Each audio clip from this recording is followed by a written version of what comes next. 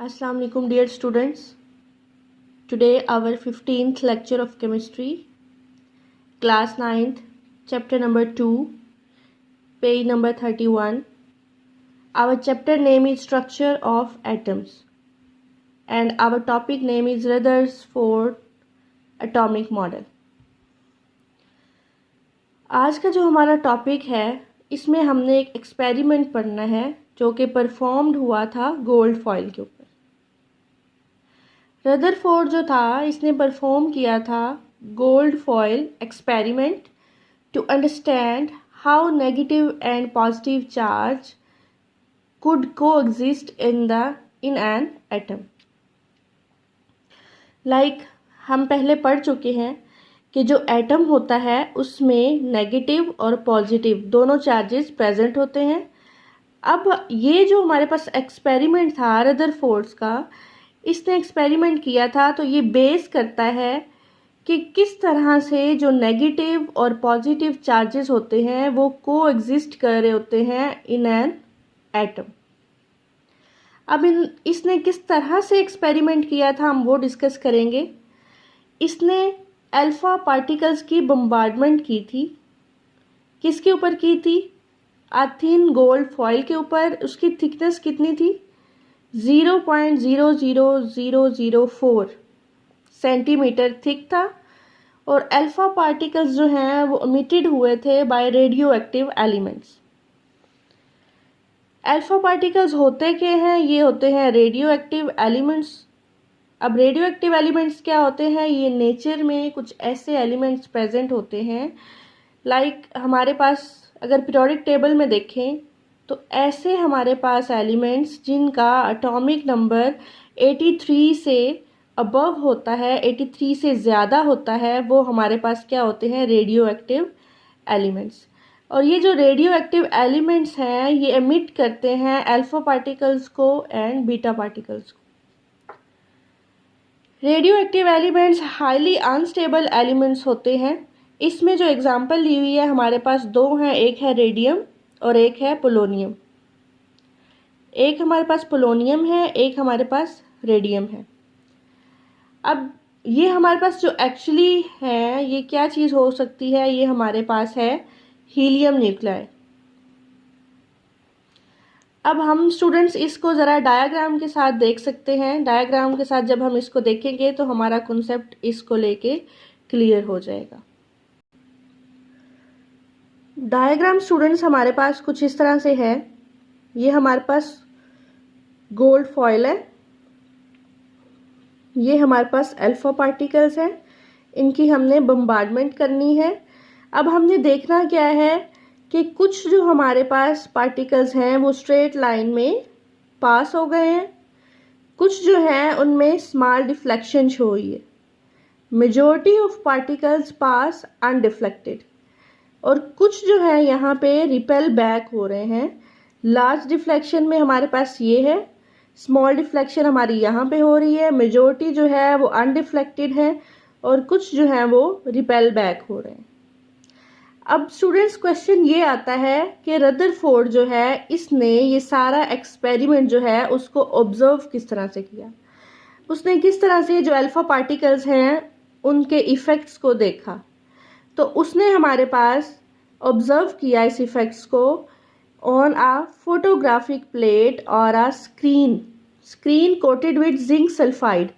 उसने यहाँ पे एक स्क्रीन प्लेस की, ठीक है, फोटोग्राफिक प्लेट भी यूज़ कर सकते हैं। स्क्रीन हमारे पास क्या थी? जो कि कोटेड थी हमारे पास जिंक सल्फाइड के साथ। तो उसने यहाँ से देखा और प्रूव किया that the plum pudding model of the atom was not correct. ठीक है, उसने ये कंफर्म कर दिया, आपको प्रूव कर दिया कि जो प्लम पुडिंग थ्योरी है वो हमारे पास करेक्ट नहीं है। वो हमारे पास किसने इंट्रोड्यूस करवाई थी? जे थॉमसन ने। उसके बाद हमारे पास ऑब्जर्वेशंस आती हैं, ऑब्जर्वेशंस मेड बाय रदरफोर्ड। सबसे पहले क्या ऑब्जर्व किया गया कि almost all the particles passed through the foil undeflected. ठीक है, बहुत से जो पार्टिकल्स हैं वो पास हो गए through the foil undeflected deflect नहीं हुए। दूसरा पॉइंट है हमारा, out of 20,000 particles only a few were deflected at fairly large angle and a very few bounced back on hitting the gold foil। अब हमारे पास टोटल पार्टिकल्स कितने हैं? 20,000। इनमें से जो कुछ थे वो डिफ्लेक्ट हो गए। किस तरह से? उन्होंने लार्ज एंगल बनाया, और कुछ जो थे वो हिट जब किया उन्होंने तो वो बैक हो गए द गोल्ड फॉइल। अब ये स्टूडेंट्स हमारे पास इसके दो ऑब्जर्वेशंस थी जो हमने एक्सपेरिमेंट के दौरान चेक की, जब हमने अल्फा पार्टिकल्स की बम्बार्डमेंट की गोल्ड फॉइल के ऊपर, तब हमने देखा। और स्टूडेंट्स मैं आपको बता दूं, हमारे पास अल्फा पार्टिकल्स क्या होते हैं? रेडियो एक्टिव एलिमेंट्स होते हैं। और रेडियो एक्टिव एलिमेंट्स क्या होते हैं? जिनका एटॉमिक नंबर 83 से ज़्यादा होता है। ये हमारे पास हाईली अनस्टेबल एलिमेंट्स होते हैं।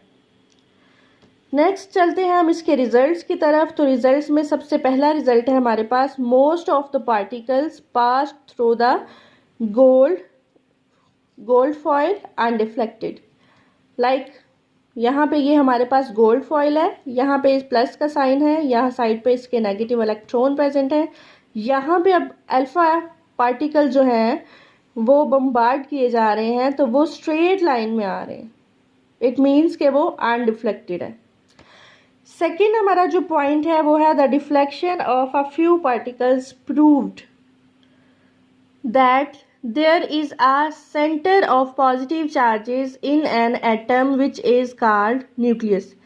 अब जो कुछ हमारे पास पार्टिकल्स जो हैं जो डिफ्लेक्ट हुए हैं वो क्या प्रूव कर रहे हैं कि सेंटर में पॉजिटिव चार्ज प्रेजेंट है इन an atom which is called nucleus, जिसको हम न्यूक्लियस बोलते हैं।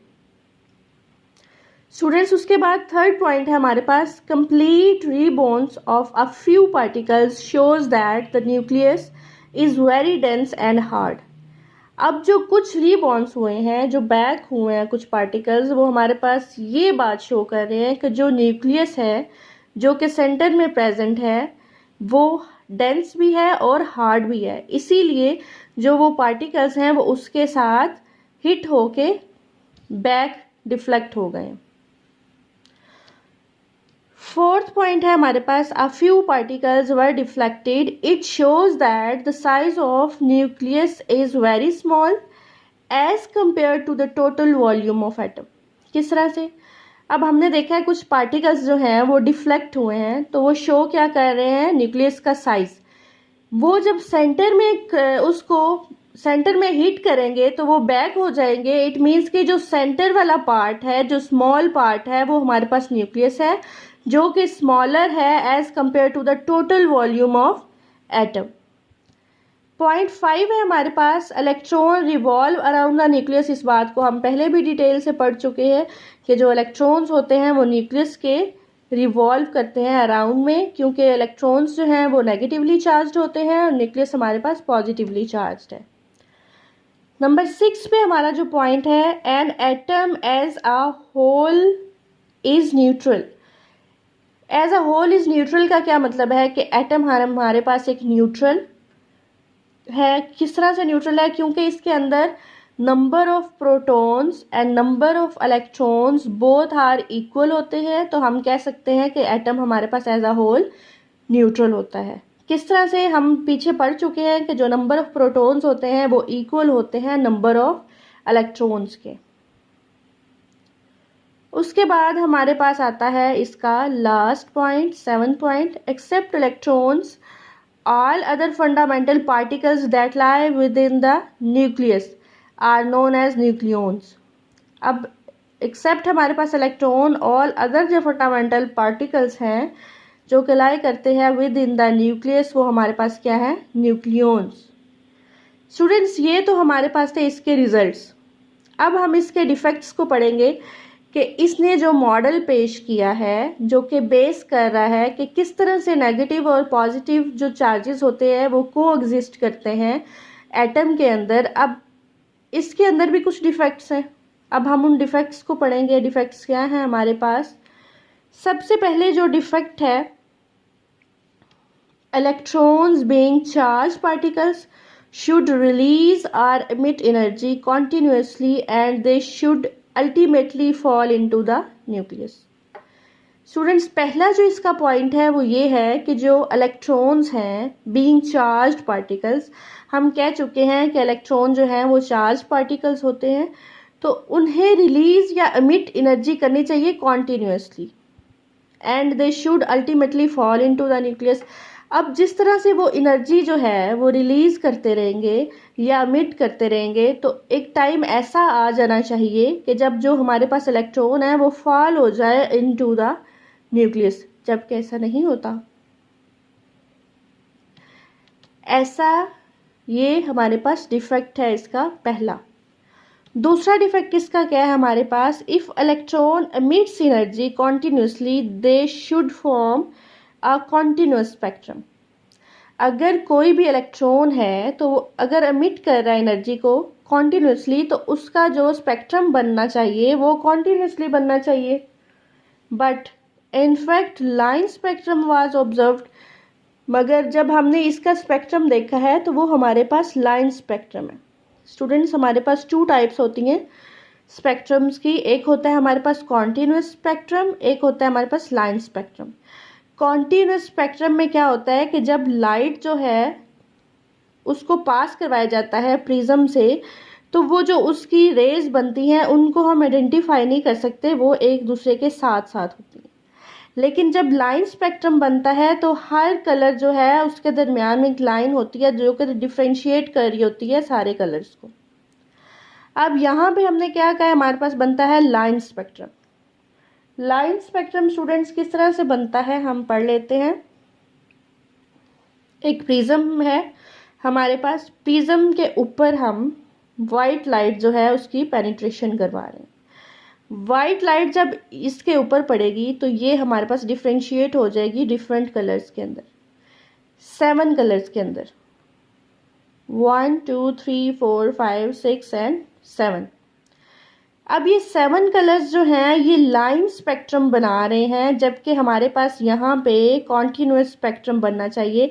तो स्टूडेंट्स, ये दोनों इसके अंदर डिफेक्ट्स हैं जो कि हमने ये मॉडल पढ़ा है रदरफोर्ड एटॉमिक मॉडल.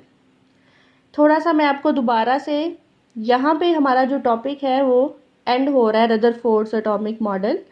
यहाँ पे स्टूडेंट्स मैं आपको दोबारा थोड़ा सा रिपीट कर दूंगी एक्सपेरिमेंट को ताकि आपको कोई प्रॉब्लम ना हो. ठीक है स्टूडेंट्स, ये हमारे पास डायग्राम है. डायग्राम है हमारे पास रदरफोर्ड एटॉमिक मॉडल की. इसमें हमने क्या देखा कि गोल्ड फॉयल एक्सपेरिमेंट है. हमने इस एक्सपेरिमेंट में क्या देखना है कि किस तरह से नेगेटिव और पॉजिटिव चार्जेस जो है वो को एग्जिस्ट कर रहे होते हैं एटम के अंदर. क्या किया, ये जो साइंटिस्ट थे इन्होंने बम्बार्ड किया अल्फा पार्टिकल्स को, और जिसकी थिकनेस कितनी थी 0.0004 सेंटीमीटर. अब जब इन्होंने बम्बार्ड किया तो एमिट हुए बाय रेडियो एक्टिव. अच्छा, ये जो अल्फा पार्टिकल्स थे ये एमिट हुए थे रेडियो एक्टिव एलिमेंट से. लाइक हमारे पास क्या है, रेडियम एंड पोलोनियम. ये हमारे पास एक्चुअली हीलियम न्यूक्लियाई हैं जो कि पेनिट्रेट कर जाते हैं through matter to some extent. Students, अब हमने इसमें देखा क्या है, इस एक्सपेरिमेंट में हमने देखा है जब हमने अल्फा पार्टिकल्स की बम्बार्डमेंट की है तो यहाँ पे ये हमारे पास अल्फा पार्टिकल्स हैं, ये हमारे पास गोल्ड फॉयल है. जब हमने इधर से बम्बार्डमेंट की है तो इस साइड से हमने एक फोटोग्राफिक प्लेट या फिर हमने एक कोटेड जिंक प्लेटेड जो है वहाँ से स्क्रीन से हमने ऑब्जर्व करना है कि किस तरह से यहाँ पे ये जो इसकी पार्टिकल्स है वो डिफ्लेक्ट हो रहे हैं, अनडिफ्लेक्ट हो रहे हैं, रिपेल हो रहे हैं. जब हमने ये सारा प्रोसेस देख लिया तो हम इस रिजल्ट तक पहुँचे कि यहाँ सेंटर में हमारे पास पॉजिटिवली चार्ज्ड पार्टिकल प्रेजेंट है, कोई ऐसी चीज़ प्रेजेंट है जिसके ऊपर पॉजिटिव चार्ज है जिसको हम बोलते हैं न्यूक्लियस. साइडों पे हमारे पास इलेक्ट्रॉन्स हैं. ये यहाँ से अगर स्ट्रेट लाइन मूव कर रहा है तो इट मीन्स यहाँ पे कोई चीज़ भी प्रेजेंट नहीं है. सेंटर में जब वो हिट कर रहा है तो वो दोबारा से रिपेल हो रहा है, इट मीन्स वहाँ पे पॉजिटिवली चार्ज न्यूक्लियस प्रेजेंट है। ये था हमारा स्टूडेंट्स आज का टॉपिक। नेक्स्ट इंशाल्लाह हम नेक्स्ट लेक्चर में डिस्कस करेंगे, जिसमें आज के टॉपिक में हमने क्या पढ़ा है। एक पढ़ा है हमने रदरफोर्ड्स एटॉमिक मॉडल, सेकंड हमने पढ़ी है इसकी ऑब्जर्वेशंस, थर्ड हमने पढ़ा है इसका रिजल्ट, फोर्थ हमने पढ़ा है इसमें डिफेक्ट्स। अब हमने जो नेक्स्ट टॉपिक पढ़ना है बोहर्स एटॉमिक मॉडल, वो बेस्ड करता है इसके डिफेक्ट्स के ऊपर, जो हमने 2 डिफेक्ट्स पढ़े हैं। ठीक है, एक हमने ये पढ़ा है कि यहाँ पे जो हमारे पास अगर एटम एनर्जी रिलीज कर रहा है या अमिट कर रहा है कॉन्टीन्यूसली, तो एक टाइम ऐसा आएगा जब जो एटम है वो फॉल डाउन हो जाएगा इनटू न्यूक्लियस।